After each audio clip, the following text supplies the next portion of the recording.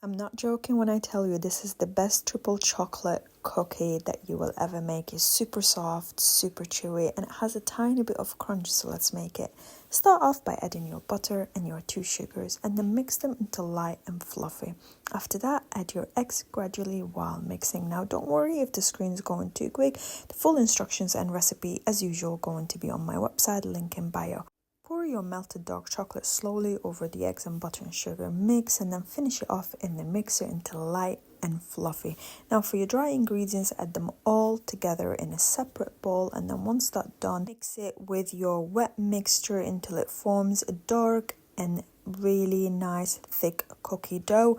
Fold in your white chocolate and milk chocolate together and then start forming your cookie dough, and once you form that, add more white chocolate on top just before baking. Now if you decided you don't want to bake all of the cookie dough, the good thing is you can actually store it in your freezer and then freeze it for up to a month, and you can take it out and then use it whenever. It actually work really well in a freezer. Now back to the cookie dough. Once the cookie dough is baked, let it cool down for 15 minutes and add more melted chocolate on top, and I'm telling you, it's super delicious. You must try it.